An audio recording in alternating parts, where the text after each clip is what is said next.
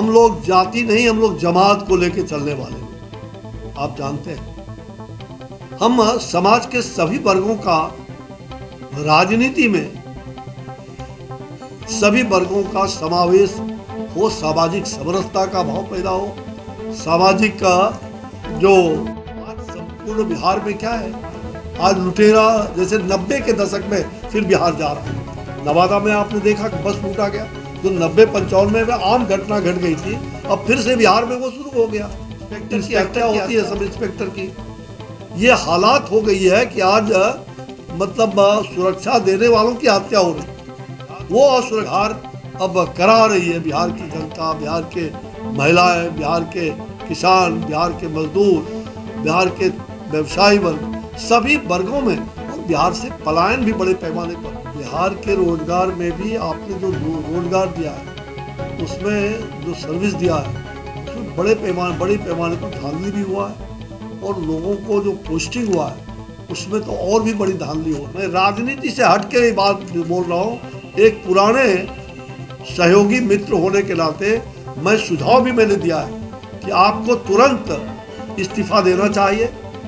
आपको इलाज के लिए जाएंगे तो शायद लंबे अरसे तक आप जीवित रहेंगे और राज्य या देश का शायद भला करेंगे।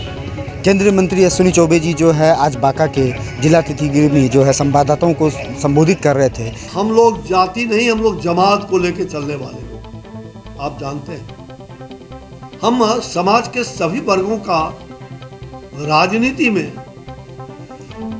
सभी वर्गों का समावेश हो, सामाजिक समरसता का भाव पैदा हो, सामाजिक का जो आज संपूर्ण बिहार में क्या है, आज लुटेरा जैसे 90 के दशक में फिर बिहार जा रहा है। नवादा में आपने देखा कि बस लूटा गया, जो 90-95 में आम घटना घट गई थी, अब फिर से बिहार में वो शुरू हो गया। इंस्पेक्टर की हत्या होती है, सब इंस्पेक्टर की।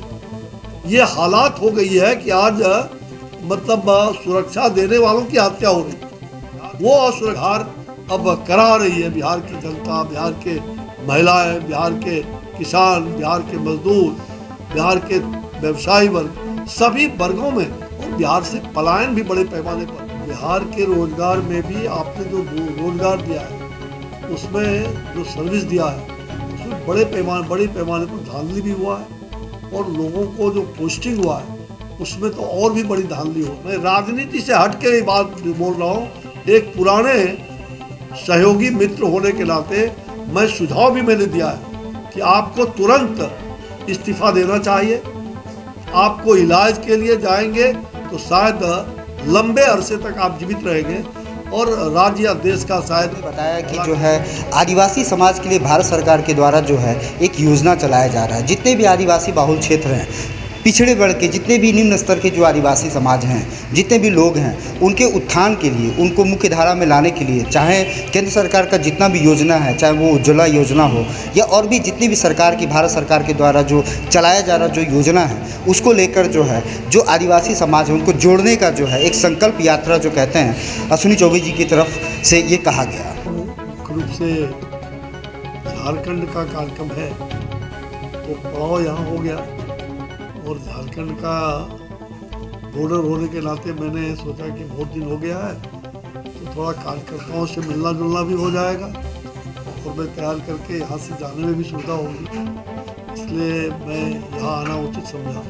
देश में लगभग 250 जिलों में जो गरीब ऐसे आदिवासी, जो अनुसूचित जनजाति के जो उससे गिरे हुए, उसमें भी जो मूलतः ऐसे बस्तियों का चयन किया है, तो 250 जिले के लगभग उन जिलों में जो खास क्षेत्र है, तो इस यात्रा का नाम आपने सुना है, भारत संकल्प लेकर के भारत विकास यात्रा। और उसी संकल्प के साथ लगातार जो वनवासी आदिवासी क्षेत्र है, वहाँ ये यात्रा लगातार जाएगी। इस यात्रा का उन्होंने शुभारंभ किया था। इस यात्रा का उद्देश्य है कि ऑन स्पॉट हम लाभार्थी बनाएंगे और उनको लाभुकों को हम लाभ भी देंगे, और उसके अलावा भी अनेक कार्यक्रम है, लेकिन मुख्य रूप से हम उन गरीब जो अत्यंत आदिवासियों में जो बहुत गरीब लोग निर्धन हैं, हम उनको जो विभिन्न प्रकार की भारत सरकार की योजनाएं, चाहे वो उज्ज्वला योजना हो या प्रधानमंत्री जी का आवास योजना हो या आयुष्मान भारत योजना हो, इस प्रकार की जितनी भी योजना गरीबों के लिए जिनको लाभ अभी तक नहीं मिला है, उनको ऑन स्पॉट उन जगहों पर जाके, उन पंचायतों में जा कर के, उन गाँवों में जा कर के उनको लाभ दिलाना, और एक केंद्रीय मंत्री कोई न कोई उस टीम में रहेंगे। और हमारी मुख्य रूप से गोड्डा जिला के अंदर कुछ पंचायतों में, दुमका जिला के अंदर कुछ पंचायतों में जो पहले से चयन है, तो ऐसे लाभार्थी को लाभुकों को लाभ दिलाना, ये उद्देश्य है। इसी यात्रा के दृष्टिकोण से मैं अभी गोड्डा जाऊंगा, गोड्डा के बाद कल दुमका रहा। यहाँ कहना अनुचित नहीं होगा कि एक तरफ कहीं न कहीं जो है ये एक बीजेपी का मतलब जातिगत राजनीति का जो है एक तरह से एक बड़ा सा हथियार के रूप में आदिवासी समाज को जोड़ने का काम किया जा रहा है, क्योंकि आगामी 2024 के लोकसभा चुनाव को देखते हुए आदिवासी समाज, अगर मैं बात करूं झारखंड निकटवर्ती स्टेट जो राज्य है बिहार से, बांका से लग के जो राज्य है, जो जिला है, वो एक तरह से झारखंड और गोड्डा है, और गोड्डा जिला में, दुमका जिला में ये आदिवासी बाहुल क्षेत्र है। तो यह कहना अनुचित नहीं होगा कि बीजेपी की तरफ से आदिवासी समाज के वोट बैंक को खींचने के लिए, आदिवासी समाज के वोट के लिए जो है बीजेपी की तरफ से, भारत सरकार की तरफ से ये योजना और ये हथकंडा अपनाया जा रहा है। इसी कड़ी में अश्विनी चौबे जी के द्वारा जो है बिहार में शिक्षक बहाली को लेकर जो घोटाला हुआ, शिक्षक बहाली को लेकर जो प्रक्रियाएँ हुई, जो धांधली हुई, अश्विनी चौबे जी ने कटाक्ष करते हुए बिहार सरकार पे, नीतीश कुमार जी पे स्पष्ट उन्होंने आरोप लगाया कि बिहार के युवाओं के साथ कहीं न कहीं धोखा हुआ है, बिहार के युवाओं के साथ अन्याय हुआ है, कि बिहार के युवाओं को मौका न देते हुए दूसरे राज्यों के युवाओं को मौका मिला। आइए देखते हैं शिक्षक बहाली पर कैबिनेट मिनिस्टर अश्विनी चौबे जी ने क्या कहा। बड़े पैमाने पर बिहार के अंदर हमें भी काफ़ी शिकायत मिली है। हमें तो लगातार जिस दिन से नियुक्ति हो रही है, मैं आ रहा था और दर्जनों छात्र छात्राओं ने स्टेशन पर उतरते ही मुझे आकर के, और उसमें अधिकांश लोग उत्तर प्रदेश के थे, बलिया के थे, गाजीपुर के थे, बनारस के थे, और करीब 40-50 लड़के और लड़कियां थे। और सब लोगों ने इस धांधली की चर्चा भी की, और साथ साथ उनको, एक तो ऐसी बात है कि बिहार को जितना रोजगार मिलना चाहिए था, आपने बिहार के रोजगार को छीना, और उसमें भी बिहार के रोजगार में भी आपने जो रोजगार दिया है, उसमें जो सर्विस दिया है, उसमें बड़े पैमाने पर धांधली भी हुआ है, और लोगों को जो पोस्टिंग हुआ है उसमें तो और भी बड़ी धांधली हो रही है। तो मुझे लग रहा है कि बिहार सरकार ये धांधली की सरकार है। बिहार सरकार केवल दिखावे की सरकार है, जनता को ठगने की सरकार है। इसके अलावा गोवर्धन पूजा को जिक्र करते हुए उन्होंने गौवंश का जिक्र किया। यहाँ कहना अनुचित नहीं होगा कि एक तरफ से भारत सरकार जो है आदिवासी समाज के लिए, योजनाओं के लिए, जन जन तक आदिवासी समाज के लोगों तक पहुँचाने में लगी हुई है, उसी के मद्देनज़र आज अश्विनी चौबे जी बांका पहुँचे थे। निकटवर्ती स्टेट और ज़िला झारखंड और गोड्डा और दुमका जिला के आदिवासी समाज को, आदिवासी वोट बैंक को लुभाने की प्रयास की। इसी कड़ी में गोवर्धन पूजा का भी उन्होंने जिक्र किया, और गौवंश, यदुवंश का भी उन्होंने जिक्र किया। यदुवंशियों को लेकर मैं बता दूं, जैसा हम आप जानते हैं कि बिहार में जातिगत जो राजनीति है बहुत ही चरम पे है। चाहे उत्तर प्रदेश की राजनीति थी, एक दौर हुआ करता था कि जातिगत राजनीति बिहार और उत्तर प्रदेश दो सगे भाई की तरह थे। अगर राजनीति की बात हो और जाति ना आए तो फिर बिहार और उत्तर प्रदेश की राजनीति कहीं कहीं अधूरी दिखती थी। लेकिन एक तरफ से हम देख पा रहे हैं कि उत्तर प्रदेश में जिस प्रकार से जातिगत से उठ के हिंदुत्व की बयार एक बही और महाराज जी की सरकार, योगी जी की सरकार बनी, इन्हीं चीज़ों को मद्देनज़र रखते हुए आज अश्विनी चौबे जी ने जो बिहार में जादवों के प्रति जो उन्होंने हमदर्दी, जादवों के प्रति जो उन्होंने प्रेम दर्शाया, इससे कहना अनुचित नहीं होगा कि बीजेपी का दाव है, एक रणनीति है कि बिहार में जादव समाज को भी लुभाया जाए और जादव का एक मुफ्त जो वोट है उसे अपने पाले में किया जाए। देखिए, हम लोग जाति नहीं, हम लोग जमात को लेके चलने वाले हैं। आप जानते हैं, हम समाज के सभी वर्गों का, राजनीति में सभी वर्गों का समावेश हो, सामाजिक समरसता का भाव पैदा हो, सामाजिक का जो उत्थान हो, गरीबों का और सभी जातियों का, सभी धर्म संप्रदाय, सभी वर्गों का। ये हमारा मूल चिंतन है। और इसी स्तर पर हम विभिन्न समाज के लोगों को किसी गोवर्धन पूजा पर हम लोगों ने मिलने का वहाँ पर कार्यक्रम रखा। गोवर्धन पूजा में अधिकांश उस समाज के लोग गोवर्धन पूजा के लिए उत्सुक होते हैं, तो गोवर्धन पूजा के उत्सव पर उस समाज के लोगों के साथ मिलने का एक बड़ा अनुष्ठान, और हजारों की संख्या में, मुझे लगता है कि बहुत बड़ी संख्या में लोग वहाँ गोवर्धन पूजा के लिए आए थे। तो मुझे लग रहा है कि जो सम्मेलन कह लीजिए उसको जिस रूप में, लेकिन सचमुच में हिंदुत्व का जो भाव उनमें है, आज भी मैं ये कहता हूँ कि गोवर्धन समाज यानी गौ का पूजा करने वाला, जो गौ, गंगा, गीता और गायत्री का पूजा प्रतिदिन करता है, वो गोवर्धन समाज कभी भी राष्ट्रीय धारा से अलग नहीं रह सकता। जिसको आप यादव कह लीजिए, गौवंश के लोग, तो गौवंश की रक्षा करने वाला, गौवंश का पालन करने वाला, वो कभी भी देश के साथ अहितकारी नहीं हो सकता। और भारतीय जनता पार्टी को जनसंघ काल से हमारे कई लोग, जगदम्बी यादव से लेकर के और तमाम यहाँ के हमारे जनार्दन यादव जी, हमारे पूर्व अध्यक्ष जगदम्बी यादव जी रहे, ज्ञानेश्वर यादव रहे, कितने यादव तो जनसंघ काल से हमारे साथ हैं। और ये कुछ छुटभैया लोग, इन्होंने यादवों को धोखा देने का काम किया। लालू यादव ने कभी भी यादवों के साथ न्याय नहीं किया, और उन्होंने धोखा दे करके, और उनको तो कहा कि भाई तुम पढ़ लिख के क्या करोगे? अरे सड़क बनाने के लिए यादव कहता था सड़क बना के क्या करोगे, तुम्हें तो दूध बेचना है, तो और लोगों को दूध बेचता है। यादव में अगर विकास हुआ तो एक परिवार का विकास हुआ, वो है लालू जी, उनके तेजस्वी जी, तेज प्रताप जी, मीसा भारती, यही लोगों का विकास हुआ ना।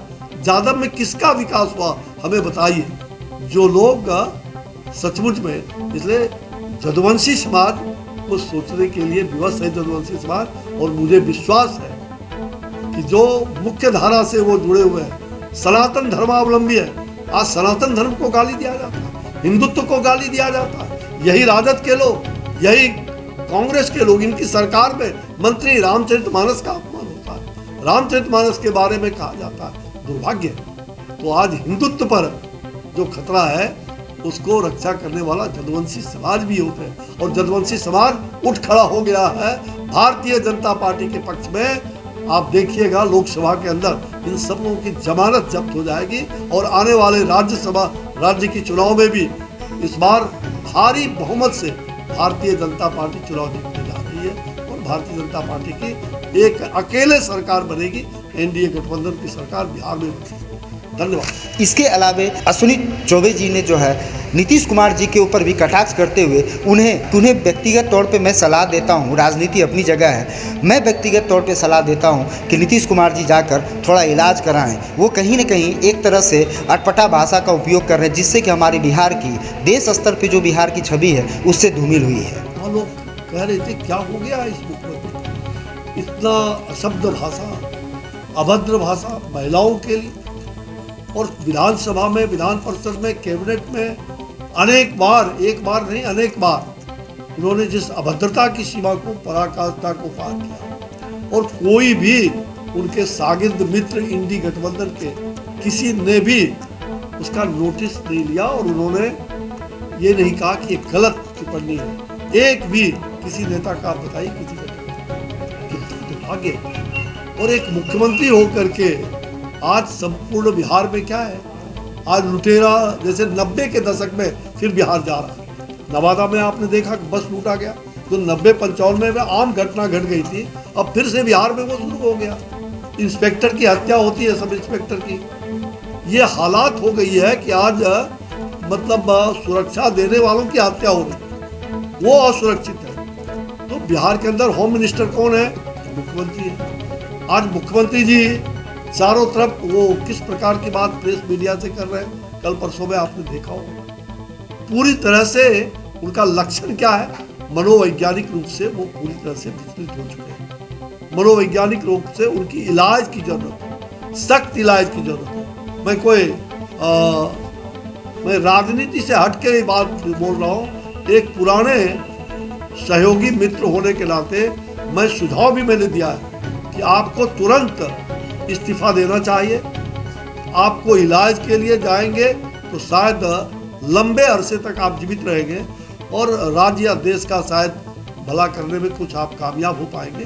लेकिन आप तो पूरे बिहार का बदनाम करा रहे हैं, बिहार को कलंकित कर रहे हैं कि बिहार के मुख्यमंत्री के जुबान से इस प्रकार की बात निकले।